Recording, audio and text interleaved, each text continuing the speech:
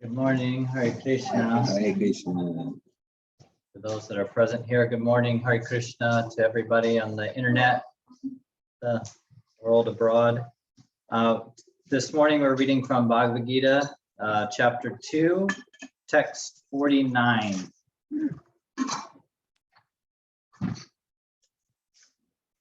And the theme of this verse is surrender and devotional service.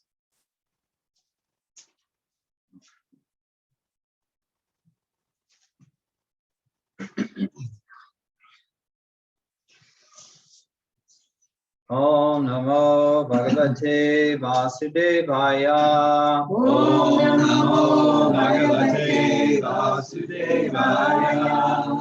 Om Namo Bhagavate Vasudevaya. Om Namo Bhagavate Vasudevaya. Om Namo Bhagavate Vasudevaya. Om Namo Bhagavate Vasudevaya.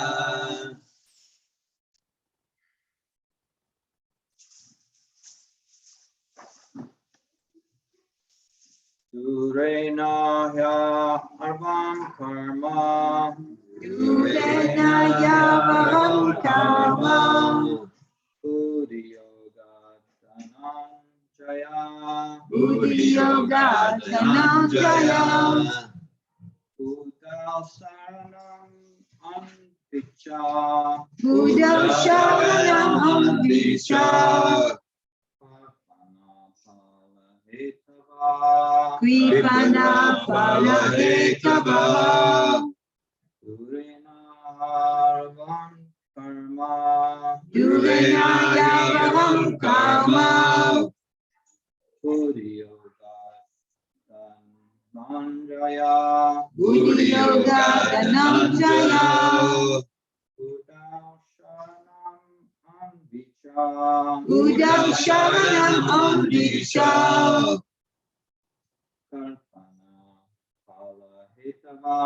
Kripana phala hetava. Durenaya arvam karma. Buddhi yoga dhananjaya. Buddha sharanam anvicha. Kripana phala hetava. Durenaya varam karma. Durenaya arvam karma. Buddhi yoga dhananjaya. Buddhi yoga dhananjaya. Buddha sharanam anvicha. Buddha sharanam anvicha. Kripana phala hetava. Kripana phala hetava. Durenaya varam karma. Durenaya arvam karma. Buddhi yoga dhananjaya. Buddhi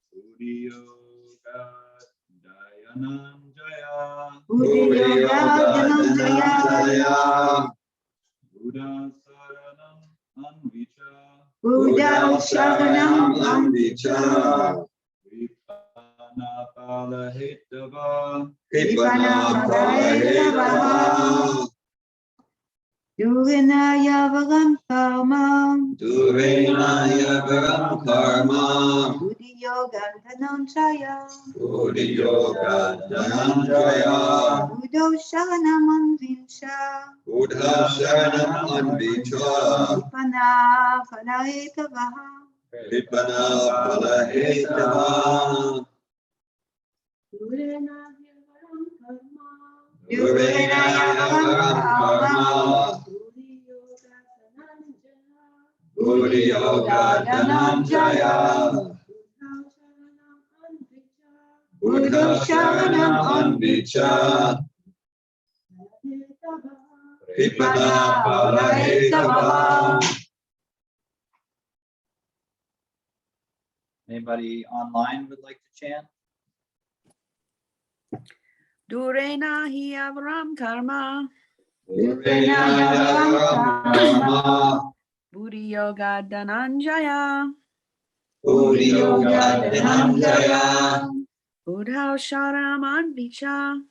Buddha sharanam anvicha. Kripana palayetava. Vipana palayetava.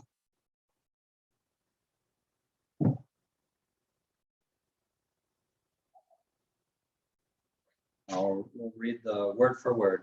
Do re na, by discarding. By discarding.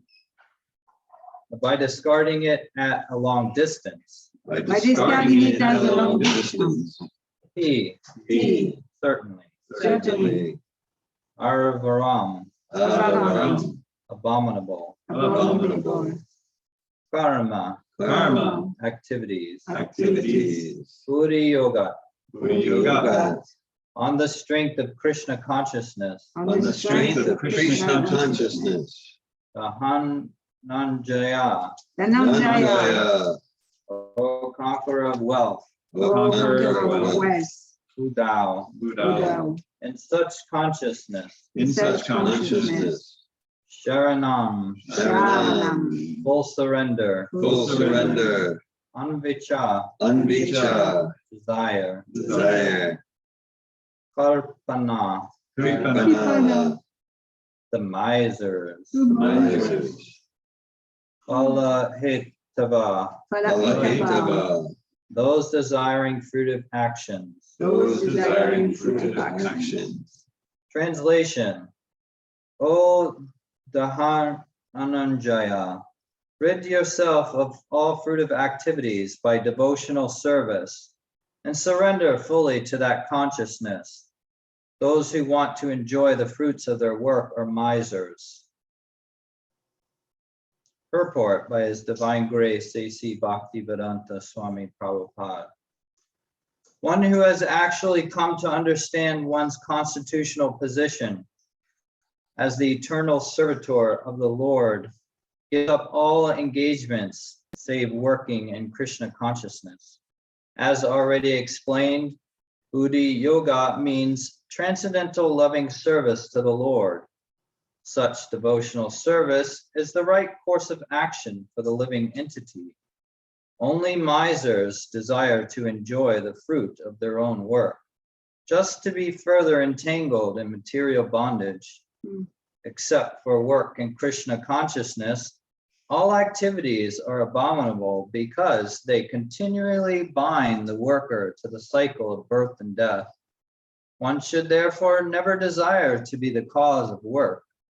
Everything should be done in Krishna consciousness for the satisfaction of Krishna.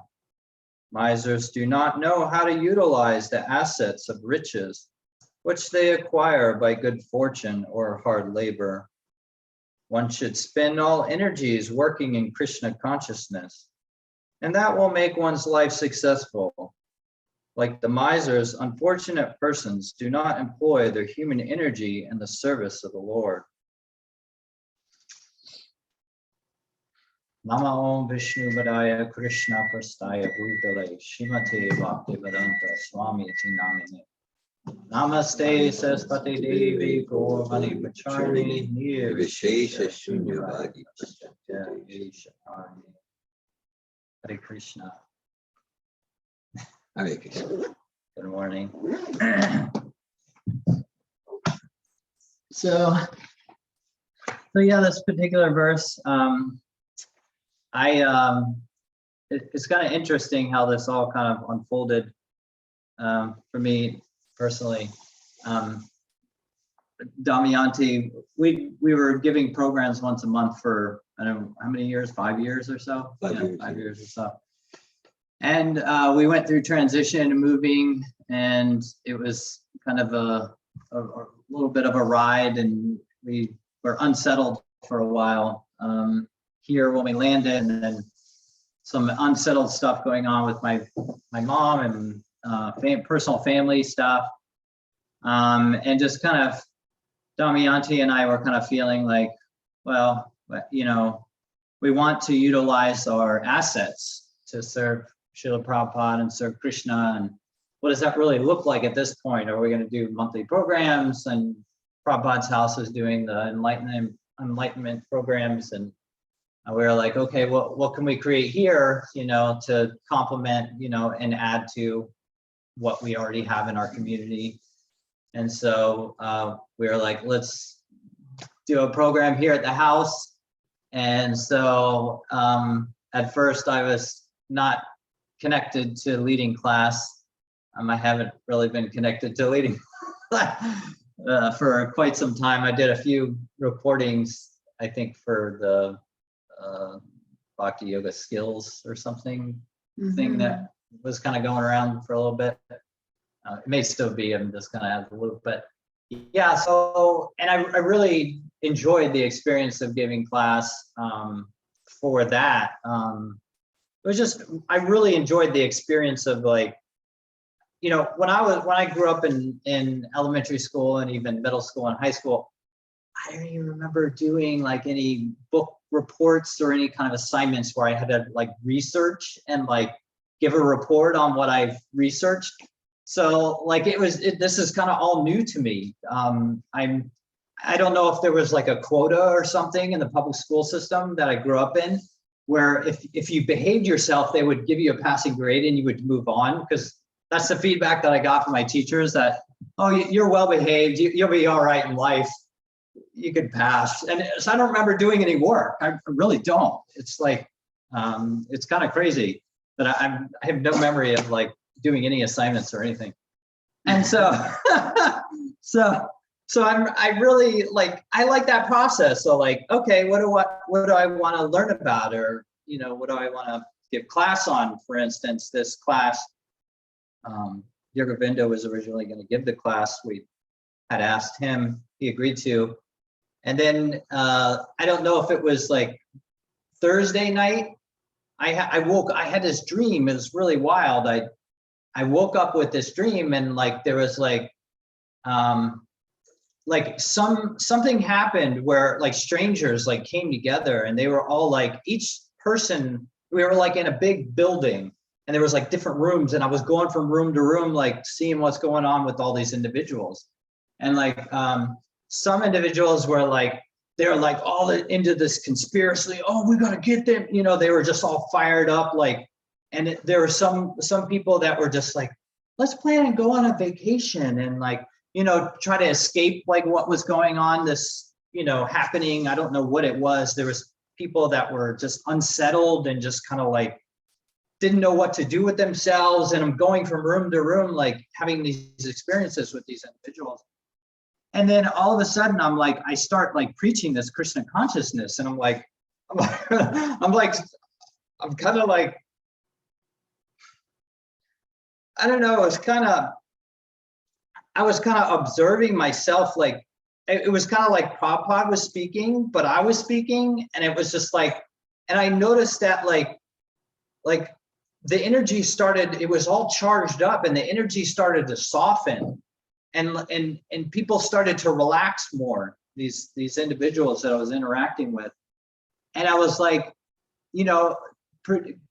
just presenting these paradigms, presenting this philosophy to people that have never like, even thought of a different paradigm, a way of like living life or being, or like a context, a new context that they could like put themselves in and play with and try to, see if it works for them or not. Or at least what I noticed, it was like, it kind of softened the atmosphere, because it was very like, people were like in desperation. It was just like really kind of an intense dream. And I woke up and I was like, told Damayanti about it. And she's like, oh, you should give class on. And I was like, I was feeling, I should probably give class. I feel like, that was like a message for me to kind of, decide to give class. Even though I feel, I was feeling kind of intimidated by it, and also like, I'm not like capable. I have a lot of kind of self-defeating beliefs still kind of like playing a role in my life. in different ways. Yeah, so that's kind of how I ended up kind of coming to this place of like giving class. And yeah, so what do I want to talk about? I did research and I listened to lectures on this particular verse, and I found it really awesome. I love hearing from Srila Prabhupada. One thing that stood out for me when I was listening to the lecture, Srila Prabhupada said, you can't exist without Krishna. There's no like getting away or like existing outside of Krishna. And for me, that was like really important for me to hear, because I feel like my, in my Krishna conscious experience, this Bhakti Yoga experience, I've dealt a lot with like, I want to be separate from Krishna. I don't want to be part of his system. I don't want to be part of the system. But, the reality is like, I can't. So how much am I accepting that? How much am I like surrendering to that paradigm, to that like absolute truth? This is what the Bhagavad Gita is giving us, and the Srimad Bhagavatam, Srila Prabhupada is giving us these absolute truths. And I'm just kind of like, yeah, okay, I'm still resisting this. I'm still like, I'm like, have my like, judgments, and like, this isn't fair, and I want to live my own life, it's like, but that's not possible. According to this philosophy, according to these absolute truths.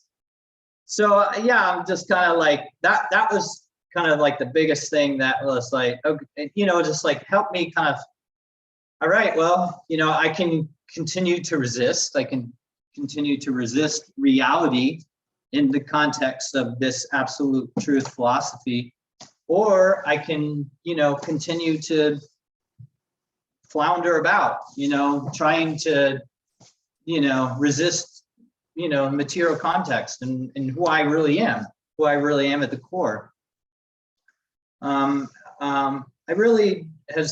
enjoyed the last couple of days, like kind of meditating on this particular verse in class. I went to the back of the Bhagavad Gita. I was like, these are so cool. You go into this back and it gives you all these different topics, and there's different places you can go to read about this document.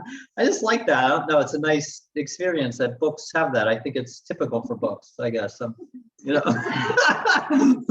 Yeah. So I read through all the different themes of surrender, and this one particularly stood out to me in devotional service, because it's like, bhakti, like, focusing on bhakti, serving with love and devotion, like, so I was like, okay, that, I've had my experience with, bhakti, bhakti yoga, giving myself to the process and seeing the results from the experience of giving myself to that process. However much I've put into giving myself, I've gotten back from.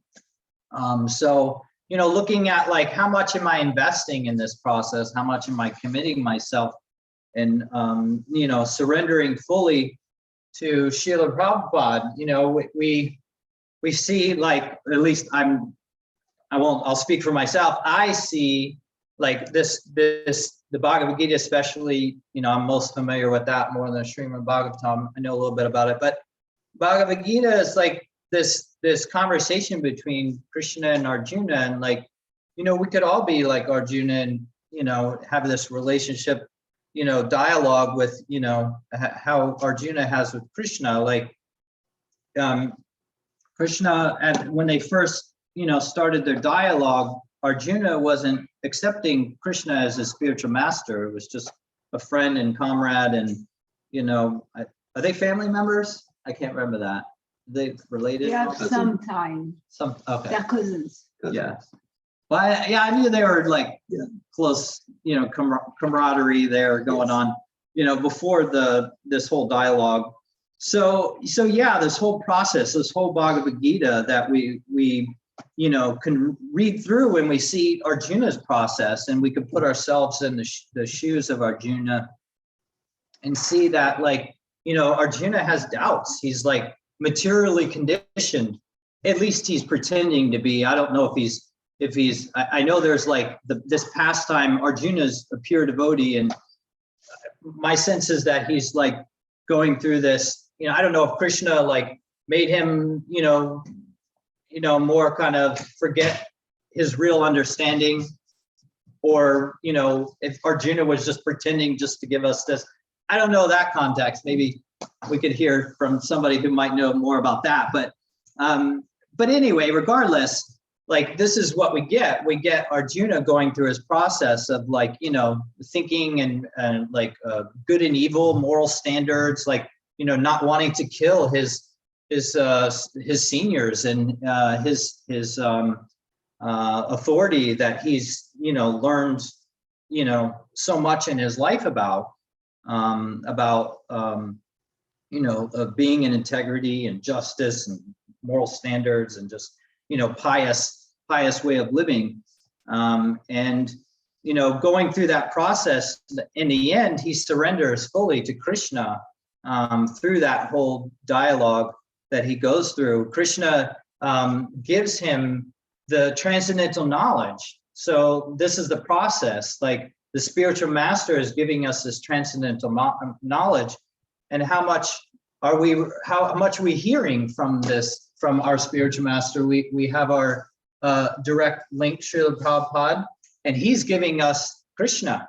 He's giving us Krishna like 100% with no, like that from my understanding and what I've heard from Srila Prabhupada, like that's where he emphasizes, if credit is due to me, that's where credit's due to me. It's due that I'm giving you Krishna's instruction. I'm giving you the transcendental knowledge clearly and directly with no changes, no alterations whatsoever.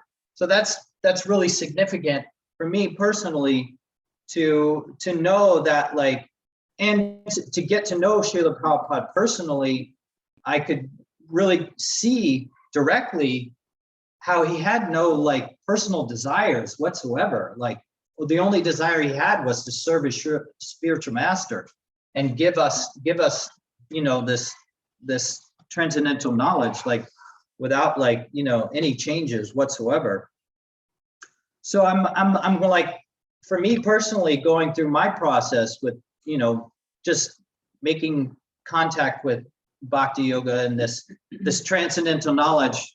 Okay, I hear that it's transcendental knowledge. I hear it's directly from God, but I don't trust anybody, and I don't have it. I have so much like I don't trust anything in this life. That's kind of where I'm coming from. So surrender to what? It's like who what? It's like I did grow up in a Christian church, and I was given, the Christianity philosophy and perspective from my parents' experience of it. And, both my parents, my mom was very, just, read the Bible and do what it says, and your life's you're going to have a good life, So to me, it was like, oh, the Sophic, when I come into contact with this, I can see, yeah, Sophic living. Yeah, that's great about Christianity from my experience. And then my father, I got a little bit more going on where he had like a personal relationship with Jesus and God. He would pray a lot, talk to God a lot. He would tell me about it more than I actually observed him doing it. It was more he would share with me like his experience. And I was just kind of like, this is interesting. But I don't know if it was just because I was a kid or, it's just so much like that I was kind of distracted by video games and just, I don't know, just Kali Yuga, youth and material life or whatever. But I wasn't really really inquiring from my father. Tell me more about your experience. Let me, help me, guide me to the understanding that you have or the experience that you have. I wasn't really there. I was more just kind of observing, okay, here's my mom, here's my dad. And I'm going to church, so I was 18, and they're like, well, you're 18, you can not go to church anymore if you want to. And I was like, well, I don't think I'm committed to get up and go to church anymore. I mean, I had a lot of like really great experiences with youth group. just and church dinners. I really liked that a lot. It was really fun. You know, big potlucks, and the kids are playing, and the adults and the young. There's like all these different age groups, like intermingling and playing and just having a good time. You know, we would go to like the river and have a picnic there and stuff like that. So I really feel like that part of my Christian upbringing was really special, and I really appreciate my parents giving that to me. Youth group as well. Like, I mean, Sunday and Wednesday, I would get together, you know, at the church with other kids my own age, and we'd play sports and read a Bible verse. We would mostly goof off and have fun.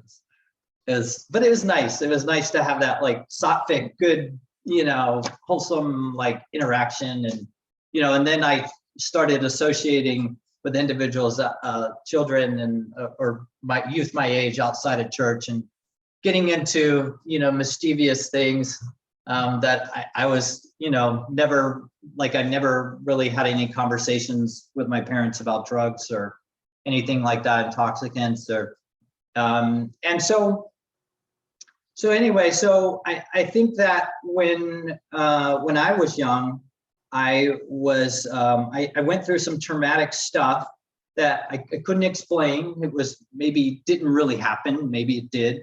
I don't know, but it was really real, tangible, and it was terrifying.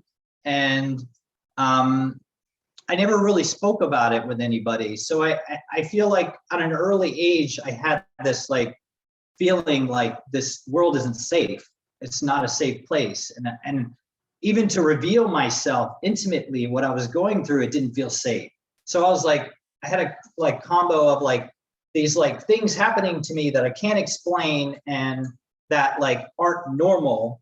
And then, you know, on top of that, like I don't want to share that with the outside world because I don't want to be labeled as there's something wrong with him, or he needs medication, or you know, we need to like fix this, or I don't know. I was just more like, I don't trust this world. I don't trust, you know, these individuals, or trust trying to get support, even though I really needed support at the time. I didn't know how to get it. And so I just kind of kept it inward, you know, and didn't really, you know, try to go outward. And then that kind of led me to kind of taking on and doing a lot of intoxicants. I was really like fascinated, and I even like thought it was like the answer to like my life, and was to just have these hallucinations and out-of-body experiences, to go to like other realities and dimensions. I couldn't really explain what was happening to me, but I really loved it. Like I felt like this is what I need. I need more of this. And it's interesting because I felt like it was a similar experience to the traumatic experience that I had when I was young. I had like high fevers and would hallucinate, like having encounters with subtle body entities. And to me, it was almost like the same kind of experience, but I was like purposely like going down that road and having these interactions with these subtle body entities. A lot of it was really intense and crazy and really dark and disturbing. But there was a lot of it that wasn't at the same time. And I you know, potentially I ended up in the hospital, and it was just like, it was a crazy road that I was going down. I kind of got to the point where I felt like, well, I'm going to kill myself. I'm going to leave my body if I continue down this road, because I have no guidance. I'm just like experimenting and seeing what happens, and maybe research. I was researching a little bit in books and stuff, and talking to a few shamans, and you know, it just kind of felt like I just don't feel like maybe this is the direction for me, because I just didn't find maybe the right guidance, something, I don't know. But anyway, that's kind of what kind of played out in my life. I got to a point where I'm like, well, let's see what it's like being sober, and like maybe there's something valuable here for me to find out about. You know, maybe I'm missing something. but life in South Florida, I didn't feel like I was missing anything. I'm like, yeah, okay, yeah, you get a job, you look good, and you get money, and then you get a wife, and then you get a dog and a boat. But it's like, okay, well, what's the point of that? It's like, okay, I just wasn't attracted to it. It's it was something that my mom and I struggled with. She wanted me to go down that road immediately and I was just like, I don't even think this is purpose in living. What's the point in this? And like, how do I like just give myself to this like system of like, well, that's what you do. You go to get a career and you get a job, and then and then it's like, and then you go to church on Sunday, and then and then life's good. It's like, okay, and like it seems like, okay, well, maybe there's got to be something. I've had really unusual experiences in my life that like tell me there's much more going on to this life than what this context that I'm growing up in. I'm like, I'm a something other than my body. I know that because I've been places and not in my body, and I must be a spirit soul, but I don't even know what that means. What do I do now? So just kind of this place of like, feeling, well, we'll just put that on the back burner and like, okay, I'm a spirit soul. I don't know what to do with that. Okay, I'm a spirit soul. I'm like, maybe I'm going to go to heaven or hell. I don't know when I die. Maybe that's what happens because I'm a spirit soul. But anyway, I was just kind of like, and then I had some like anger stuff going on with me with, my relationship with God. I wasn't really interested in like connecting to any higher power. It was more kind of like, if I had an attraction, it was more like impersonal, like connection, because I had this like bitterness toward like person, God. I was just like, no. I'm like, but I like to connect to like something bigger than me. I want that, but I still didn't kind of really not. I'm dabbled here or there, different spiritual practices and philosophies, and it just didn't grab me. It didn't really grab me and like, take me. I just was kind of like, it just felt kind of like, I don't know if I can, if this resonates with me, or if I wasn't really fully like able to like go down that road.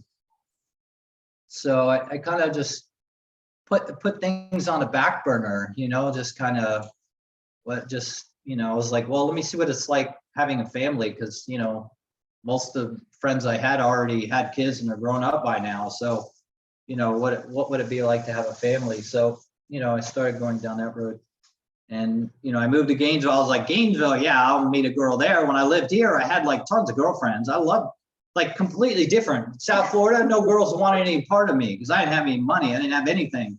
I just wanted to hang out and socialize.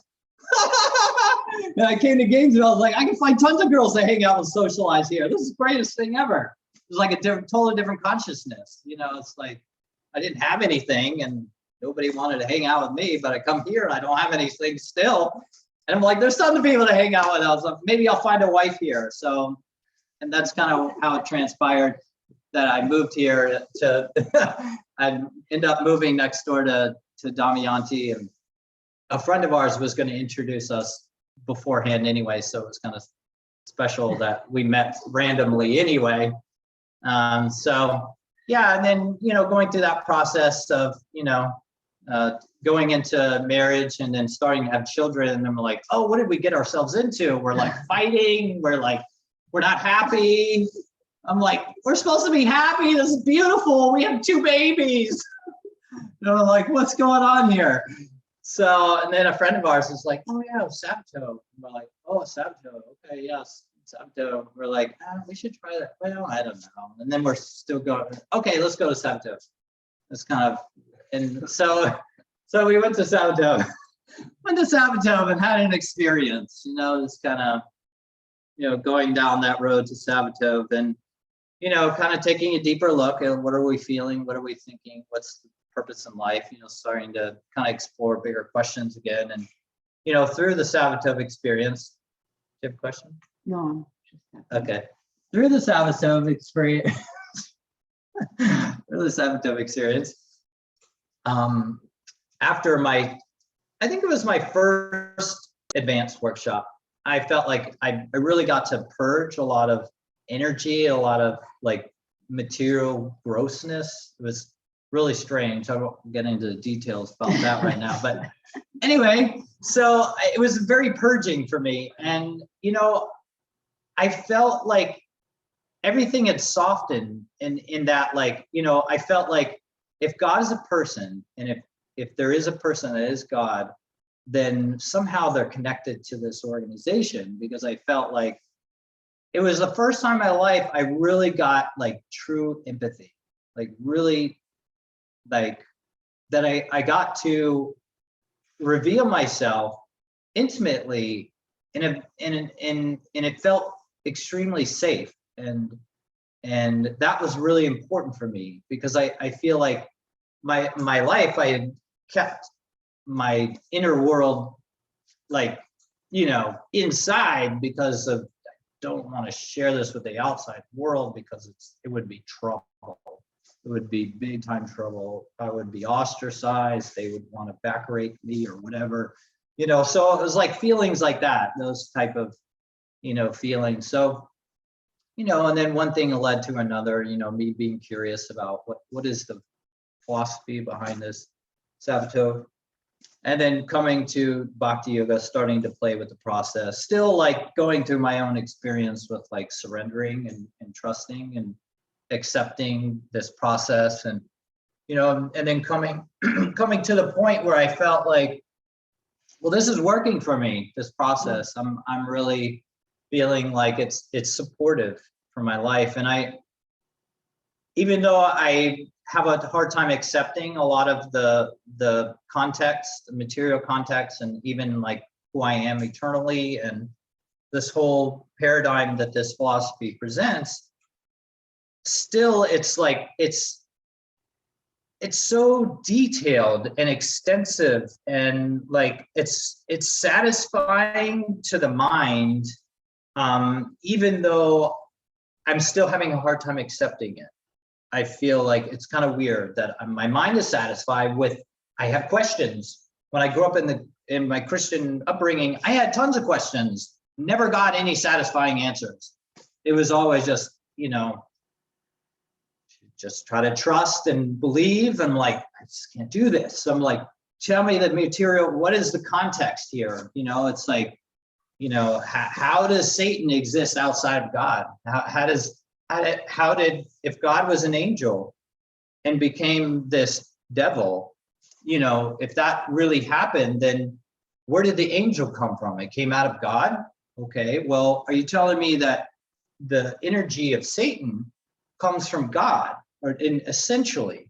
And so this was like basic, like fundamental questions that I had that I couldn't get any answers for. And, maybe there's somebody that practices Christianity out there that maybe will see this and hear this, and maybe they'll give me some, logic behind this question that I have. But for me, Bhakti Yoga like answers that question. Nothing, Krishna is absolute. Everything is coming from Krishna. And me being in this material context, like I've conditioned to like, this is good, this is evil, these dualities. And my understanding is that, this philosophy presents transcending this, the dualities of this material world, and seeing life in a different perspective. Like it's helped me kind of move out of my victim consciousness in my life, feeling like I could see how I was operating from victim consciousness, and move into like trying out 100% responsibility consciousness. What is that like? Giving myself to that process. I'm like, well, okay, like, maybe I co-created my experiences of trauma that I had when I was young, when I felt like I'm innocent, I'm young, I'm innocent.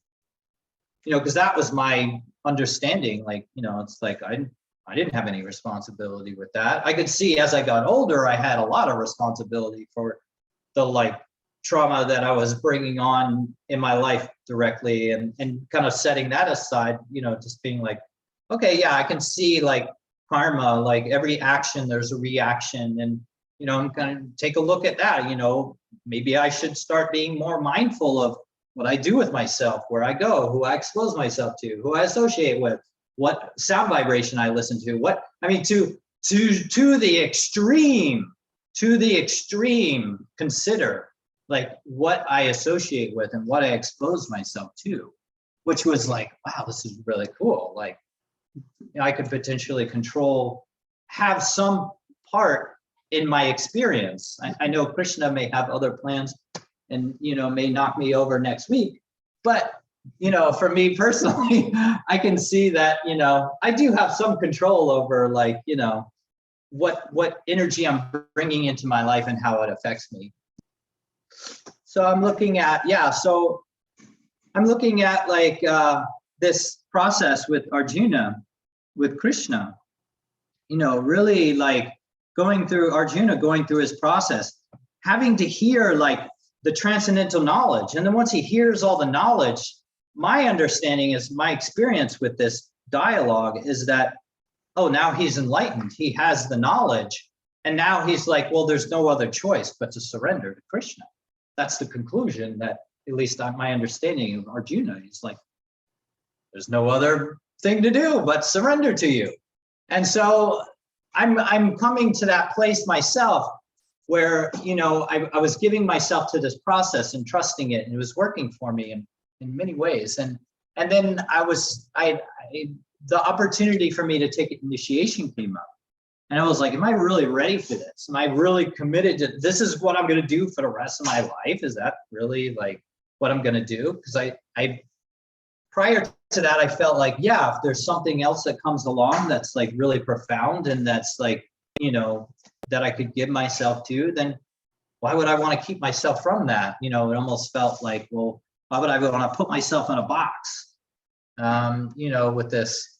But I feel like just my personal relationship with Srila Prabhupada was a big part in me choosing to take initiation, to give myself to this Krishna conscious experience and this scientific process that Krishna is giving us. I feel like without Srila Prabhupada,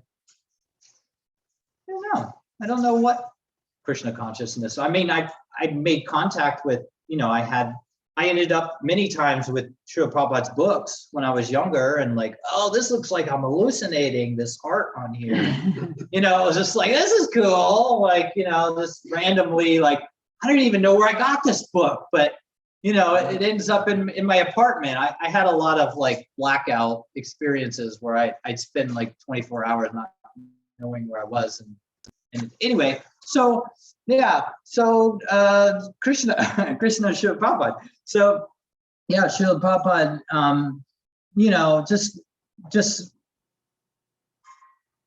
just how much time and energy he was just giving everything, every ounce of his being was just so like, just for a purpose of giving this knowledge to the world. And it's like, it's so grossly obvious the impact that it had, not only him personally in what he endeavored to like in his service, but also the potency of this philosophy. What was it, like 7 years or something? He opened 108 temples or something.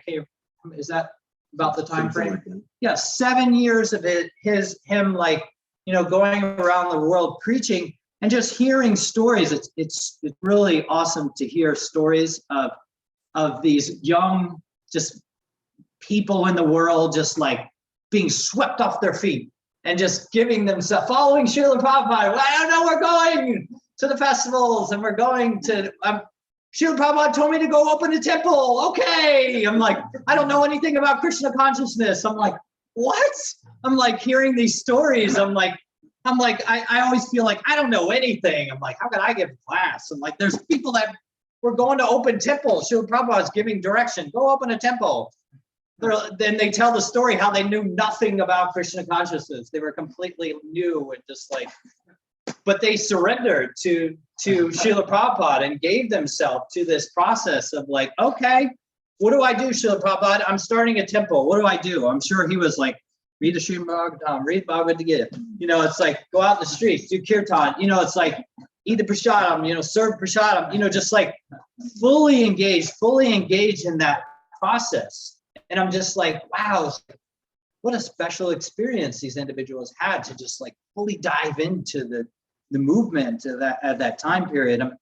I don't know as much like what's happening today.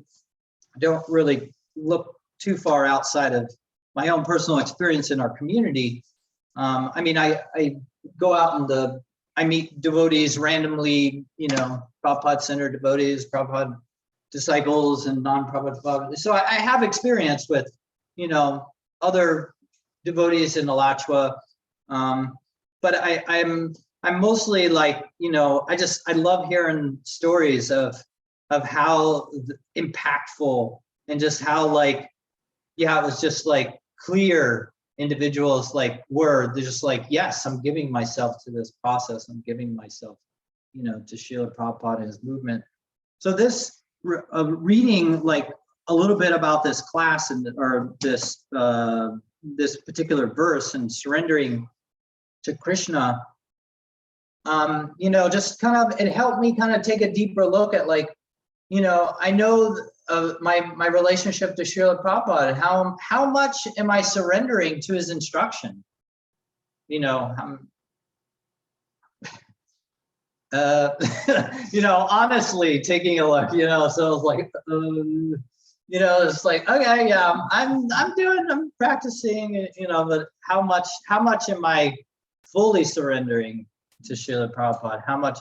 What does that really look like? Because my, you know, thinking about like, am I advancing in spiritual life? Well, for me, like this particular philosophy, it's like, how much are we surrendering? Are we surrendering fully? And that's the most advanced state. Srila Prabhupada, the pure devotee, he's fully surrendered. So he's the most advanced state because he's fully surrendered. So when I hear about advancement in spiritual life, I'm like, oh, I got to learn this verse and I got to be able to chant this mantra. It's like, okay, well, how much am I just surrendering? How much am I surrendering to this process? How much am I giving myself to this process? Was really helpful for me because I get like, oh, it's like for me to be advanced, I got to look this way or that way. It's like, no, I just have to surrender more to the process and surrender more to Srila Prabhupada's instruction. So I'm seeing that and appreciating that process with, you know, exploring what it really means to surrender. And, you know, it's like, yeah, surrender is a theme. But I also like in the verse, it was really fun. Srila Prabhupada's, you know, pointing out like we're misers, you know, misers if we don't surrender, like miser. I'm like, that doesn't sound good. You know, what's that about? So like I went to the dictionary and read miser, and it's generally about people who have money, don't utilize it properly. But Srila Prabhupada also points out, and I did a little research in Srila Prabhupada's, what does he mean by miser? You know, just anything that we have, our assets, our time, our energy, this body, this house, our money, Lakshmi, everything that we have, if we're not utilizing it fully to this Krishna conscious process, to serve Srila Prabhupada, our spiritual master, to serve Krishna, then we're miser. We're being in that miser consciousness, or we're acting as a miser. So, you know, kind of looking like, do I want to be a miser? I don't know. I don't like the sound of that.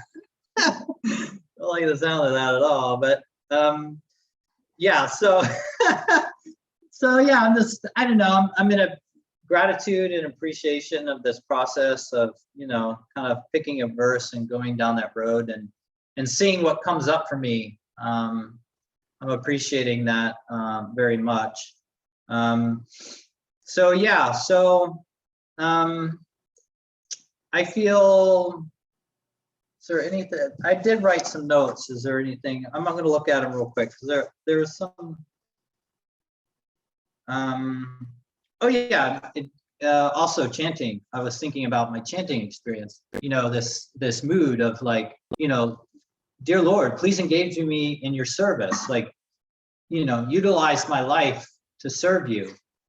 Just that remembering like, oh, the mood, like I've had the tendency to kind of go into like chanting and in my practice of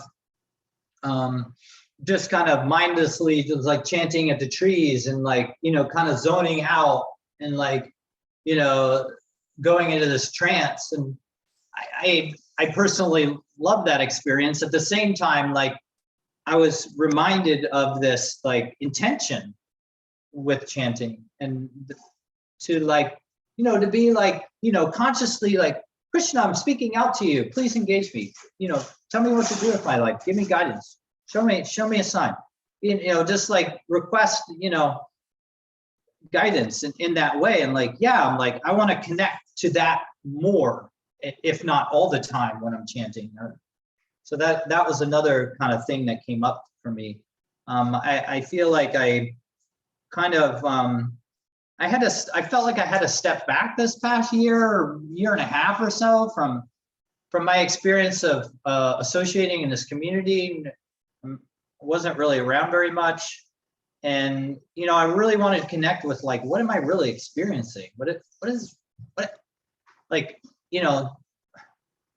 I really experiencing with this philosophy? I mean, right after initiation, I felt like, oh, this is really supportive for me. But then I started getting into like have to consciousness with my chanting. I'm like, well, now it's not like I'm chanting because I love it. It's more like, well, actually you committed to X amount of rounds a day. So it's like, you better get on that, just kind of like feel like, I'm like, but I just saw my mom and I'm disturbed and I don't feel like chanting. I'm like, just like some stuff that when my mom was going through was very disturbing and I dropped chanting. I was just like, there's something else I got to do and chanting's not working. I need to do something else because I can't surrender to the fact that my mom's suffering right now. I can't accept this. That's kind of where I was at.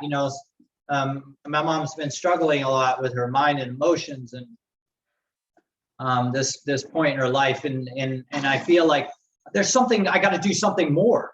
And so I started researching. Okay, let's get into like how do we deal with these demonic entities. She was having hallucinations of like evil spirits and the devil like torturing her and taunting her and teasing her and playing with her. And I was just like, I felt angry. I was just like, there's something more that I got to do. I have to learn some new mantra. I have to, it's like, this can't be, I can't allow this to happen to my mom.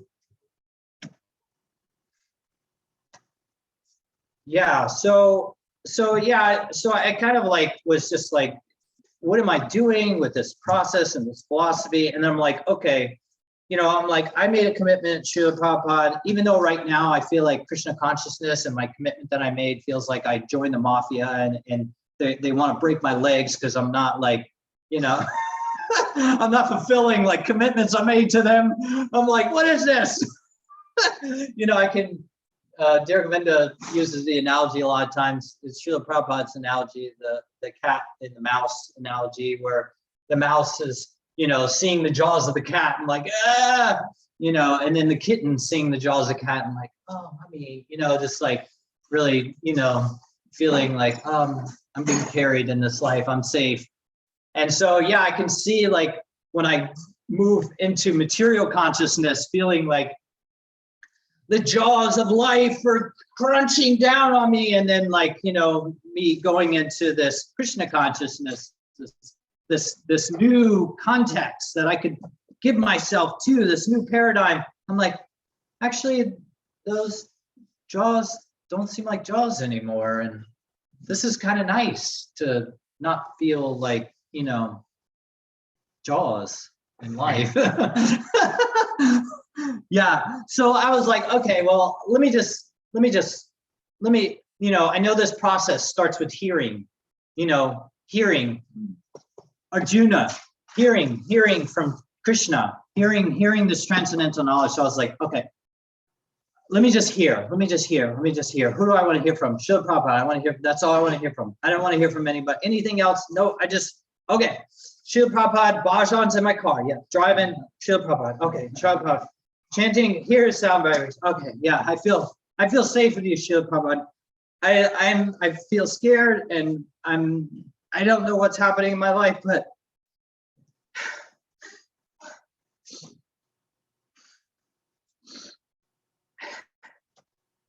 I feel confused. I feel safe with you, just hearing you. And then I'm like, okay. Like, okay, lectures. Prabhupada's lectures. Let me listen to lectures all day long at work. Let me listen to lectures. Most of the time, I just get bits and pieces. You know, it's like this nectar here or there. Most of the time, I'm like, earmuffs on, bang, bang. You know, it's like, but in between all that, I'm like, I'm hearing his voice. I'm hearing him share. And I'm like, oh, this is, I feel safe. I feel safe in this world. And then I'm like, recently, I don't know, it was like a month ago or something, we got the app, the chanting app on our phone. I used to have the little mantra box, but it just like fell apart. It was like a little battery operated thing with a little microchip in it. It was like Prabhupada chanting over and over again. And it just broke. And I was like, I can't get another one of those. It just broke. But I was like listening to that all the time. And then Damayanti, she's like, oh, we have a Prabhupada app you can download on your phone. I'm like, oh, this is great. Like, it's like Prabhupada chanting. I'm like, yeah, I can listen to this while I'm chanting, you know, in the morning. And then I was like, I think it was Damayanti going to the hospital. She had her heart experience, something like that. And we're like, let's listen to Prabhupada all night long while we're sleeping. That was like, we're just like, okay, let's do this. And I'm like, yeah, let's do this. And I'm like, since then, I have not slept without Prabhupada chanting all night long. And what I've noticed is like, I feel sheltered. I feel safe.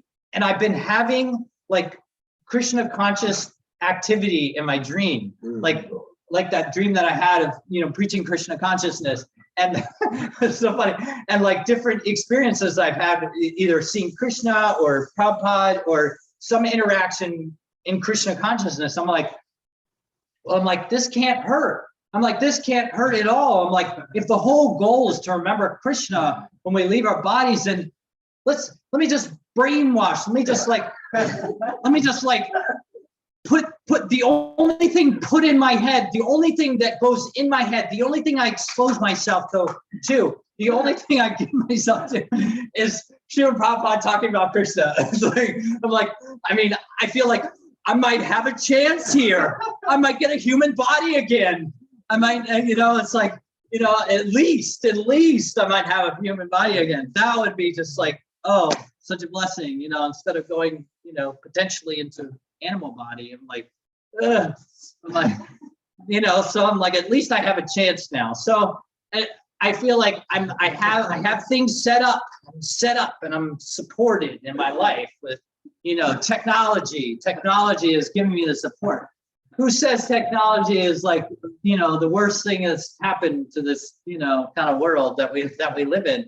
But I'm not feeling that way now that I have, you know, Srila Prabhupada, and it's so special that we have like his lectures to hear directly from him. It's like, wow, it's so special. Like, really is like really special. So do I feel complete? Let me see.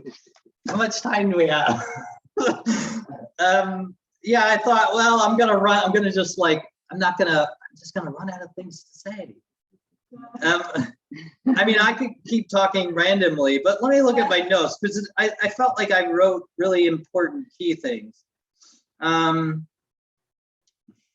Let's see.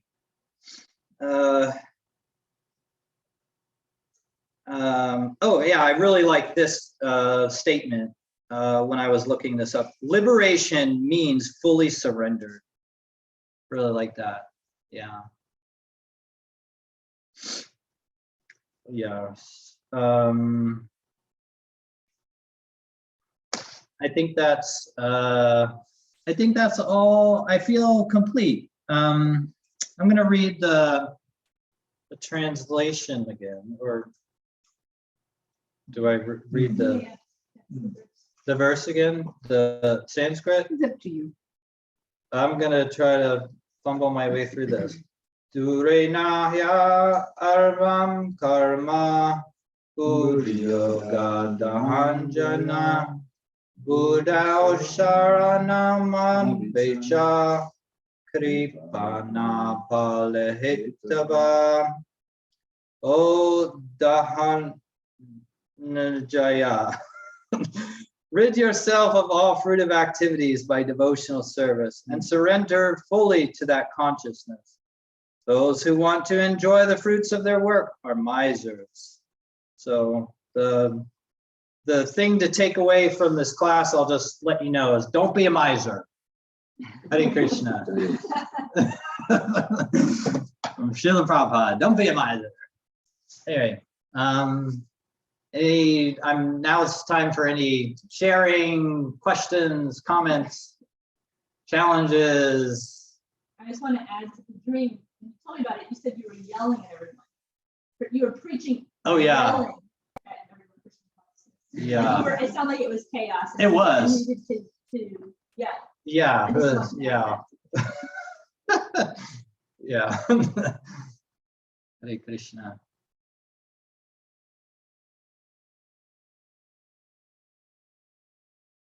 Well, it sounds like this verse and purport. Sounds like for you, this verse and purport really spoke to you in your life of coming to Krishna consciousness, and supports you to look at, and supporting you to look at how are you using your life, your resources, and through your very personal sharing, I got that. Yeah, you're really supported by your direct personal relationship with Srila Prabhupada. That above all else, philosophies and that hearing his voice day to day, you feel safe.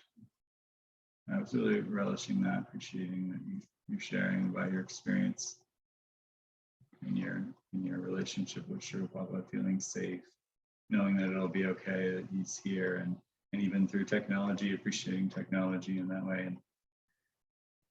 And around technology, I see a lot of the audio kind of getting, I guess I would consider it downgraded, into transcription.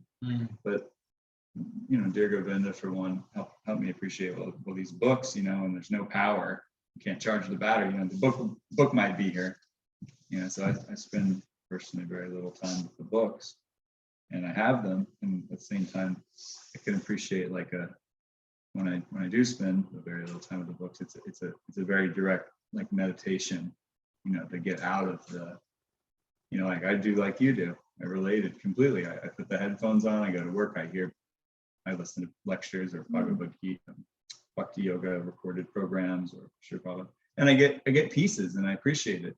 And then the book reading experience is a lot different too. So I was considering. I don't know that I had any questions. I just wanted to share what I kind of came up for me. Yeah, thank you for sharing. Yeah, you could see that it was supportive for me in my process to connect to maybe some areas of my practice or experience that have, kind of bring it into more of an awareness of what is my experience and how am I relating to this practice. Yeah, you're also appreciating just connecting, my relishing connecting to Srila Prabhupada and feeling safe. Yeah, it feels like my father is alive. That's how it feels. I had this feeling in my life, when my dad left his body, just feeling lost and I guess there was a part of me that was hoping when I got older to connect with him more intimately, but it was kind of it's not gonna happen, you're kind of just like feeling that loss.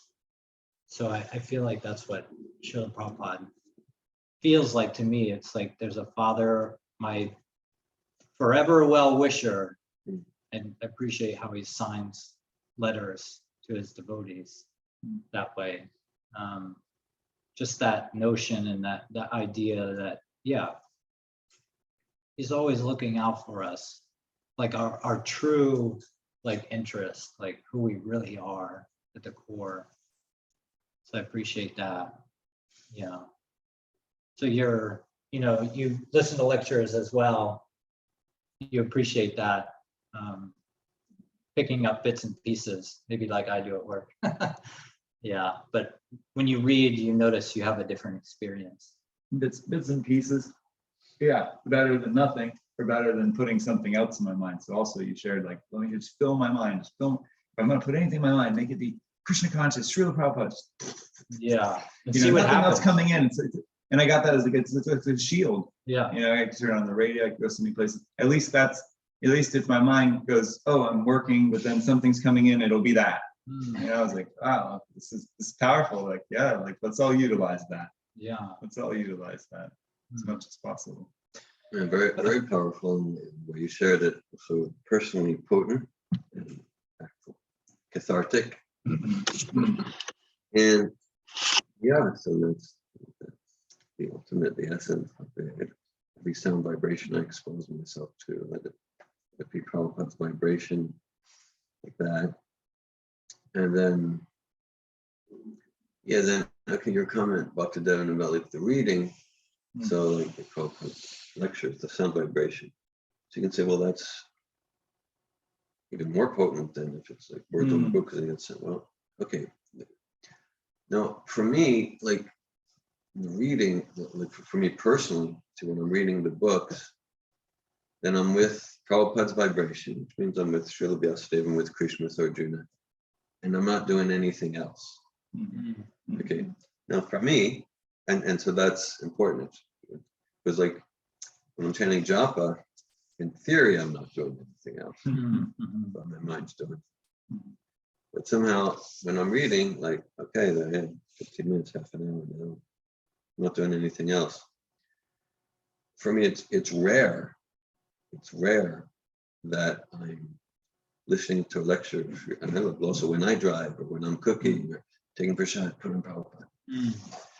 It's rare that I'm listening to a lecture. I'm not because even driving, it's something else. Cooking, like that. So I know Bhaktanika was inspired a few weeks ago at your place, one of his morning program, and he played Prabhupada. So that's one that we're like, a few times a year we do that as part of our programs. For me, that's one of the few times where I'm listening to lecture of Prabhupada doing nothing else. Bhaktanika got so inspired that he made it twice a week evening program. Let's listen to Prabhupada and discuss. So that's in absolutely no way minimizing the lecture. Yeah, let's hear that, but let's do that 100% of the time, so that wherever we go, we're a touchstone for transcendental transformation. And same time, that's just like a special quality of the reading experience for me, that I'm not doing it while I'm also driving, while I'm also cooking, while I'm also eating. So then I'm absorbing in a distinctive way.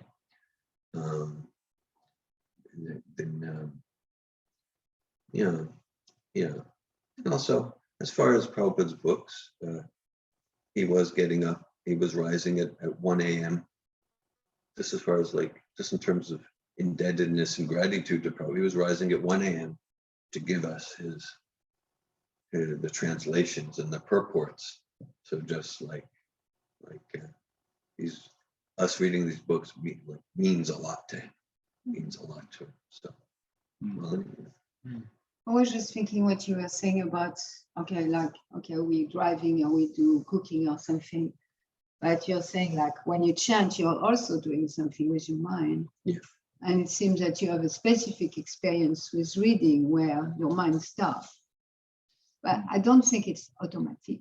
Right. Like I have plenty of reading, for me, it takes focus that I have some, readings where the same as chanting when I go somewhere else too. So I don't see a difference like between the two of chanting or reading. It's easier for reading than chanting to focus the mind. Still, I experience needing to put the effort there to focus the mind on what I'm chanting. Yeah, and interestingly, I experience more presence and one-on-one time with Srila Prabhupada while reading than listening to class. And I have class quite a lot too in my car or things like that. But like the reading is almost Srila Prabhupada speaking to me individually. And I wanted to last night the last verse I read before going to bed was about exactly that, to do our prescribed duties, our prescribed duties, and to do them not for any fruitive reason, to do them for the pleasure of the Lord. And then Srila Prabhupada explained like our prescribed duties can be anything within the Varnashram Dharma, really, like in our relationship and in our profession, and to really be free of fruitive results. And so I was just thinking of your verse, that to have that mentality of wanting the fruit from what I'm doing, it's miser. It's miser because it's a complete lack of trust. It's a lack of trust. It's like I trust myself, but I don't trust God. Yeah. And I was wondering. I had new realization about that just hearing you about our day-to-day activities. Can be cleaning the house or doing construction or driving a taxi, and how to not do them for any fruitive results, not for any material gain whatsoever. You're with that like question. Is that kind of what you're saying? Like, how does one like be in that experience, like without like any material desire? No material desire, no fruitive desire. Yeah. No desire for material gain. Yeah. Material gain most of the time is money, but not always, like. Yeah. Even like when I clean my house, well, I want to live in a clean house, so it's goodness. Yeah. But there's still some material gain in some ways. Even so it's subtle. It's different than I clean my house because I clean Srila Prabhupada's house. There's like so many nuances and where we can go into it in so many levels.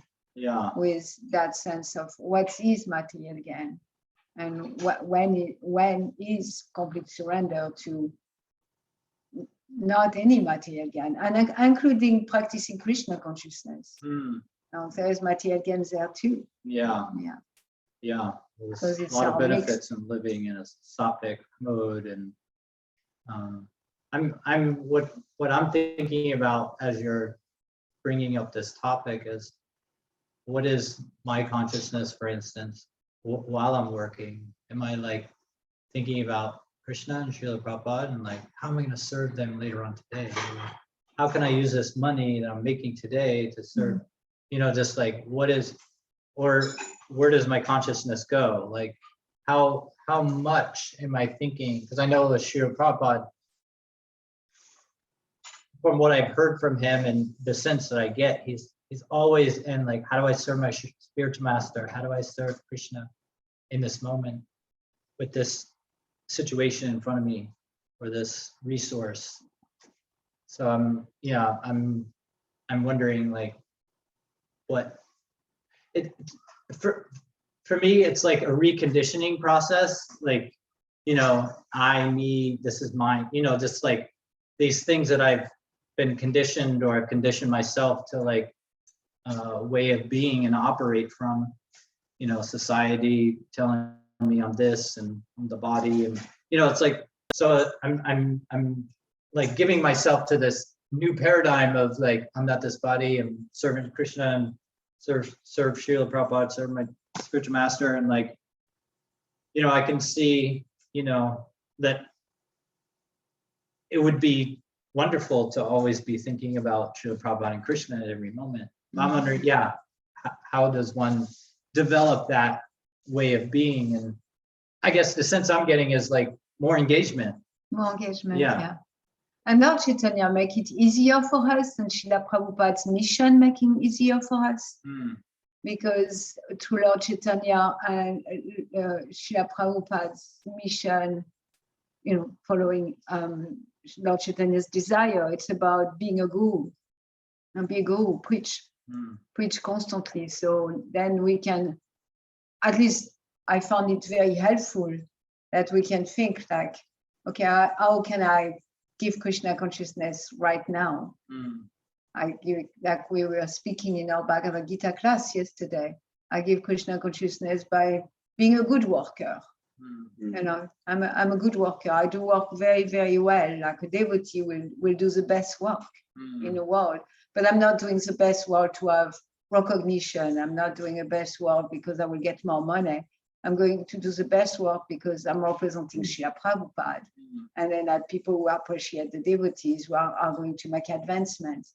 So what I found is through that consciousness of Prabhupada's mission, then Prabhupada gives us intelligence to serve him.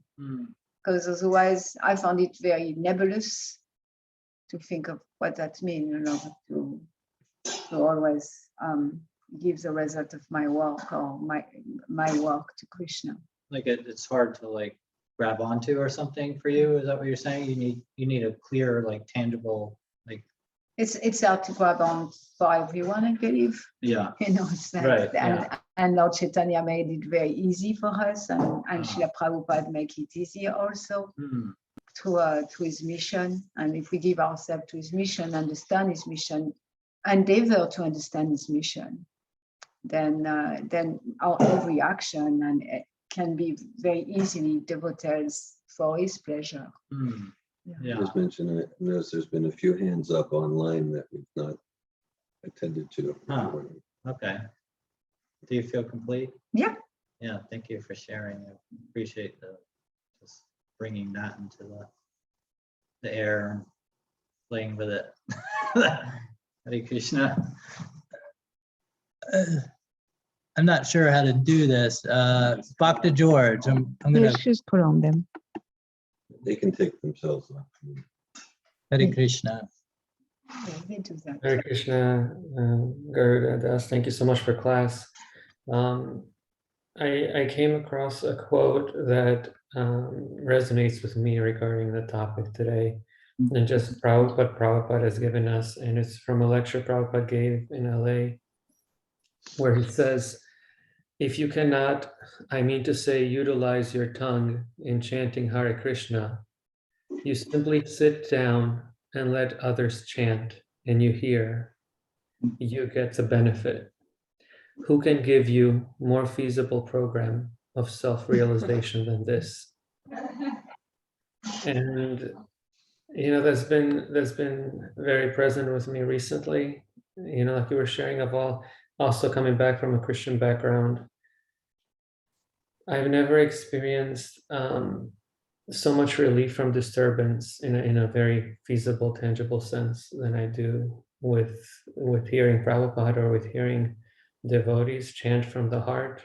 And I'll go every day to work, and we play a very loud music in the clinic, like party music. So the patients and the assistants prefer lyrics in it, and it's usually always materially entangling stuff that's very, and sometimes I can feel the disturbance, like the wave of disturbance coming on throughout the hours, each hour getting stronger and stronger with every decision, every charged interaction with so many people I see every day. And I'll just step out at lunch, maybe even 10 minutes, and I'll put on a kirtan.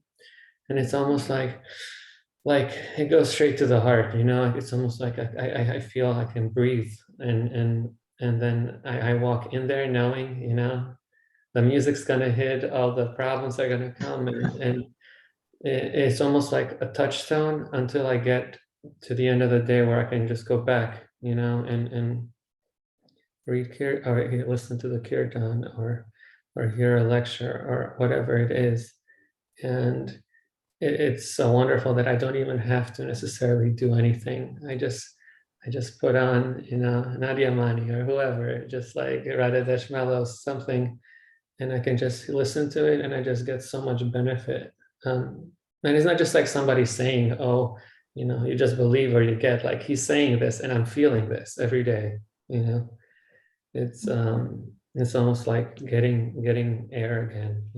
I don't know if it's the mask or if it's so many decisions, but I can definitely feel like headaches coming in because and it almost feels like I can breathe again, like I just touch, it's like I open the Bhagavad Gita, or I put the kirtan in the car, and it's so healing, it's so rejuvenating instantly. It's like it goes straight to the heart. So I just wanted to share that in regards to you saying you play Prabhupada every night, in your sleep. I love that. It's very nice.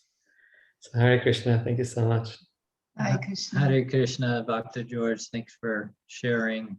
Yeah, I'm really hearing that you're seeing the effects of the sound vibration and how it affects your just energy and your consciousness, and you feel, and I get the sense that you feel a lot of joy, that you have this resource that you can use throughout your day to tap into, on your breaks, and get the life air that you need. Yeah, it's almost like if I didn't have the disturbance, maybe I wouldn't experience the relief, because often it's always been about, oh, let me make it easier. Oh, 180 patients today, that's crazy. It's like always trying to like diminish the, what Krishna's presenting me the opportunity with, and then having those moments where I see the potency, I experience the potency. It's like a blessing, Yeah, it sounds like there's a contrast too of like the intensity of disturbances and then relief from those disturbances. And it's, like refreshing to, break free from it. Yeah, thank you for sharing. Hare Krishna.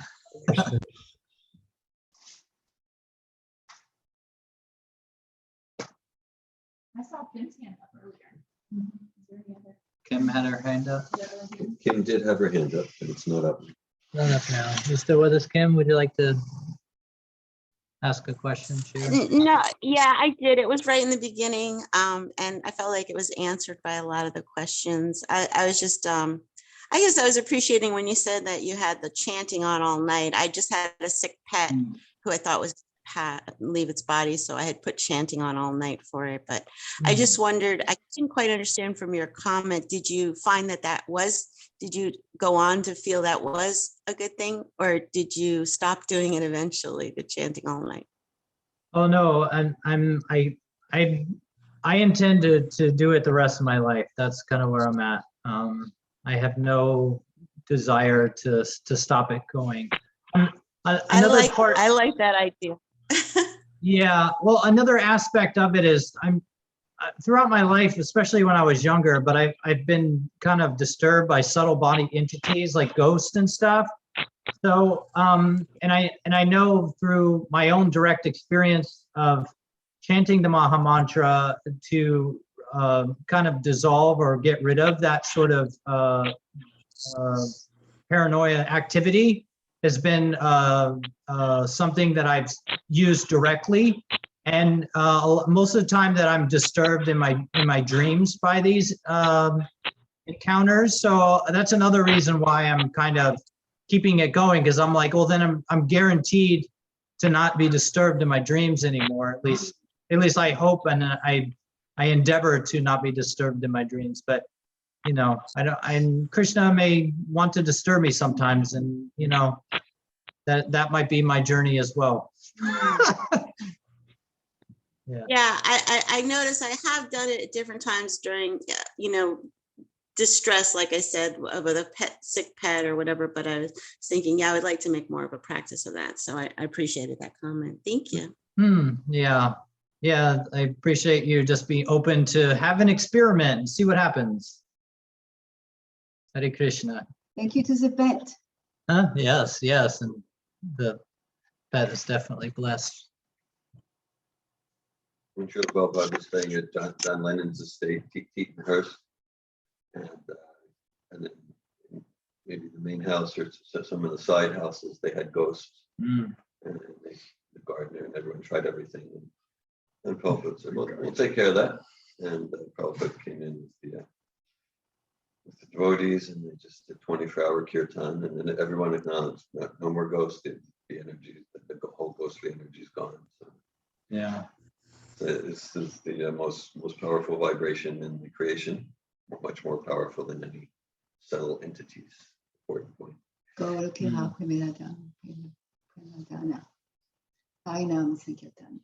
Look here, Prem Dan, Harinam Sankirtan. Come on. We come from the spiritual world.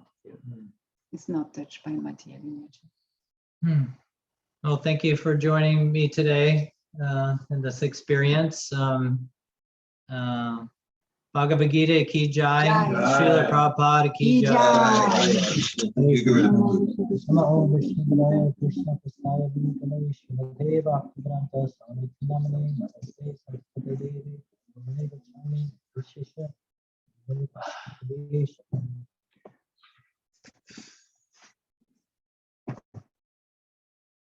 Have prashadam. Jai. Stay for prasadam.